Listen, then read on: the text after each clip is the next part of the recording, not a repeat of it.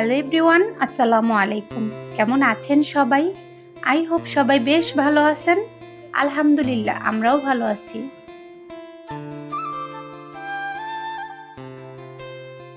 তো নতুন একটি দিনে আরও একটি ব্লগ নিয়ে চলে এলাম আপনাদের মাঝে। আমি মনিকা সোনারগাঁ থেকে বলছি। মনিকা হবিস চ্যানেল থেকে আপনাদেরকে আরও একবার স্বাগত জানাই।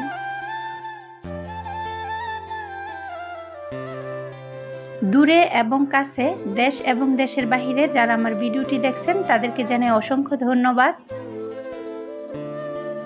তো অনেক দিনই হয়েছে বাবার বাসায় আসি, তবে তেমন একটা কিন্তু ভিডিও শ্যুট করা হচ্ছেই না। তো যাই হোক, এই তো ছোটো ভাইয়ের ক্যাবিনেটটা নিজের হাতে গুছিয়ে দিলাম। তো কেমন হয়েছে আশা করি কমেন্ট করে জানিয়ে দিবেন। তো এখন রান্নার পালা। এটা হচ্ছে দুপুরের রান্না। তো দুপুরে এই তো ছিল ভাত, ডাল আর হচ্ছে গরুর কলিজা ভুনা। তো এই কয়দিন কিন্তু আসলে আমার তেমন একটা কাজ করা হয়নি। তো আজ মা বলছে যে আমার হাতে এই তরকারিটা রান্না করি। এই গরুর কলিজা খেতে কিন্তু বেশ ভালো লাগে, তবে আবিরের তেমন একটা পছন্দ না। তো যাই হোক, আর অবশ্যই এই তরকারিটাকে কিন্তু একটু শুকনো করেই রান্না করতে হয়। অনেক খাবারই আছে যে যেটা ভালো লাগে, যেভাবে ভালো লাগে ওইভাবেই রান্না করতে হয়। তো এই কলিজা ভুনার মধ্যে যদি আমি বেশি ঝোল দেই তাহলে কিন্তু এটা খেতে আসলে ভালোই লাগবে না। তো যে কারণে একটু শুকনো শুকনো করেই তৈরি করছি। আর রান্না কিন্তু মানুষ আসলে ছোট থেকে শিখে আসে না, এটা হচ্ছে একটা অভ্যেস। তো দেখা যায় আমি একই ধরনের রান্না যে আমরা দৈনন্দিন যে রান্না বান্না করি, আস্তে আস্তে এগুলো কিন্তু ঠিক হয়ে যায়। তো প্রথমত যদি ভালো নাও হয়, আপনি অবশ্যই চেষ্টা করবেন। রান্না বলতে কি, যে কোনো কাজেই আপনি যদি অভ্যাসে পরিণত করেন কাজটিকে, সবসময় কাজটা করেন, তাহলে কিন্তু এতে ভালো ফলাফল আসবেই। তো এই তো এখন প্রায় সন্ধে হয়ে গেছে। তো ছোটো ভাইয়ের ফ্রেন্ডরা এসেছে বাসায়। তো তাদের জন্য কিছু আপ্যায়ন করা হচ্ছে। যেহেতু ফোন করে বলে দিয়েছিল, তো যে কারণে কিন্তু বিকেলের দিকে নুডলসটা রান্না করে নিয়েছি।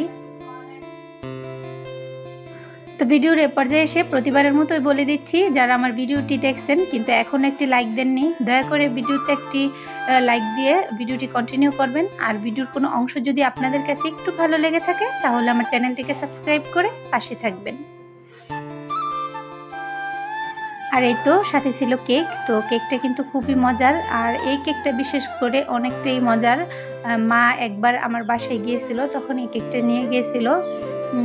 তারপর খেয়ে দেখলাম আসলে খুবই ভালো লেগেছে আমার কাছে এই কেকটা। আর এটার দামও কিন্তু তেমন একটা বেশিও না, এক বক্স মাত্র 100 টাকা।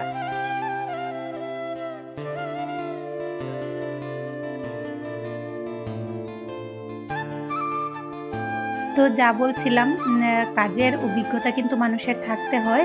কেউ কিন্তু প্রথমেই একটি কাজ দেখা যায় সুন্দর করে করতে পারে না। আর যার অভিজ্ঞতা মানে কি অভ্যেস, যে সবসময় রেগুলার যে কাজগুলো করা হয়, এতে কিন্তু সাফল্য বা সৌন্দর্য আসবেই। তবে শুধু কাজ জানলেই চলবে না, তা বুদ্ধি খাটিয়ে অবশ্যই কাজটি করতে হবে।